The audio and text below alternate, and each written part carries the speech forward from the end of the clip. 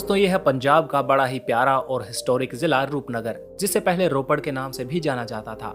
ये जिला पंजाब राज्य का एक खूबसूरत और प्राचीन जिला है, क्योंकि ये पंजाब की उस जगह पर मौजूद है जहाँ पे शिवालिक की पहाड़ियाँ शुरू होती हैं। साथ ही यहाँ पर सतलुज नदी इस जिले के बीचों बीच होकर गुजरती है, जो इस जगह की सुंदरता और यहाँ की खेती के लिए बहुत ही ज्यादा जरूरी है। इसके उत्तर में हिमाचल प्रदेश की सीमाएं लगती हैं, जबकि पश्चिम में शहीद भगत सिंह नगर यानी नवा शहर, दक्षिण में मोहाली और फतेहगढ़ साहिब जिले मौजूद हैं। ज्योग्राफी पॉइंट ऑफ व्यू से रूपनगर का इलाका कुछ मैदानी है और कुछ पहाड़ी। सतलुज और दूसरी बरसाती नदियों के कारण यहाँ की मिट्टी काफी ज्यादा उपजाऊ है। यहाँ के किसान मुख्य रूप से गेहूं, धान, मक्का और गन्ने की बम्पर खेती करते हैं। सतलुज नदी के किनारे बसा रोपड़ वेटलैंड न सिर्फ यहाँ के एनवायरनमेंट को बैलेंस रखता है, बल्कि सर्दियों में साइबेरिया और मध्य एशिया से आने वाले हजारों प्रवासी पक्षियों का घर बन जाता है। रूपनगर का इतिहास बहुत पुराना है। इसकी जड़ें सीधा सिंधु घाटी सभ्यता यानी हड़प्पा काल से जाकर जुड़ती हैं। आपको जानकर हैरानी होगी कि आजाद भारत में जब पहली बार पुरातात्विक खुदाई हुई तो रोपड़ ही वो पहली जगह थी जहां हड़प्पा सभ्यता के अवशेष मिले थे। खुदाई में मिले बर्तन, मोहरें और आभूषण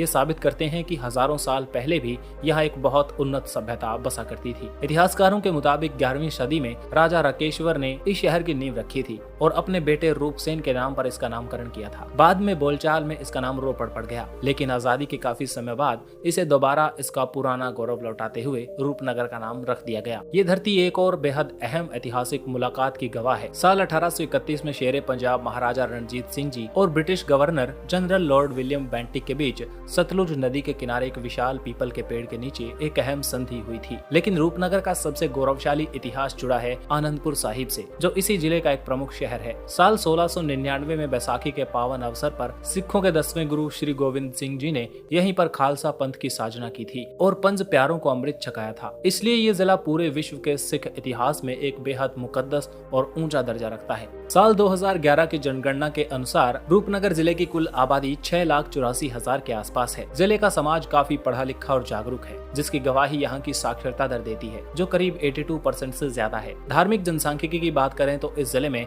सिख धर्म को मानने वालों की आबादी सबसे ज्यादा लगभग 52% है। इसके साथ ही हिंदू समुदाय के लोग यहाँ दूसरे नंबर पे सबसे ज्यादा है। मुस्लिम, जैन और ईसाई धर्म के लोग भी यहाँ की सांस्कृतिक विविधता को बढ़ाते हैं। यातायात के मामले में रूपनगर पहुंचना बेहद आसान और आरामदायक है। सड़क मार्ग की बात करें तो ये national highway 205 Chandigarh Manali highway पर मौजूद है। यहाँ से पंजाब की राजधानी चंडीगढ़ की दूरी मात्र 45 किलोमीटर है, जिसके कारण इसे चंडीगढ़ और हिमाचल प्रदेश का प्रवेश द्वार भी कहा जाता है। रेलवे कनेक्टिविटी के मामले में रूपनगर रेलवे स्टेशन उत्तर रेलवे का महत्वपूर्ण स्टेशन है, जो दिल्ली, चंडीगढ़ और हिमाचल के ऊना को एक ब्रॉडगेज रेलवे लाइन से आपस में जोड़ता है। हवाई जहाज से सफर करने वालों के लिए मोहाली चंडीगढ़ का शहीद भगत सिंह इंटरनेशनल एयरपोर्ट यहाँ से सबसे नजदीक लगभग 55 किलोमीटर दूर है, जहाँ से आसानी से कैब या बस ली जा सकती है। रूपनगर जिले की अर्थव्यवस्था कृषि और बड़े उद्योगों के लिए बेहतरीन तालमेल पर टिकी है। वहीं औद्योगिक क्षेत्र में भी इसका पूरे राज्य में अहम योगदान है। रूपनगर में सतलुज नदी के किनारे पर मौजूद गुरु Govind Singh ji super thermal power plant यानी GGSSTP पंजाब के सबसे प्रमुख बिजली घरों में से एक है, जो पूरे राज्य को रोशन करने में मदद करता है। इसके अलावा जिले के नंगल क्षेत्र में मौजूद नेशनल फर्टिलाइजर्स लिमिटेड का एक बहुत बड़ा रासायनिक खाद का प्लांट भी मौजूद है। सीमेंट उद्योग जैसे अंबुजा सीमेंट्स की फैक्ट्री,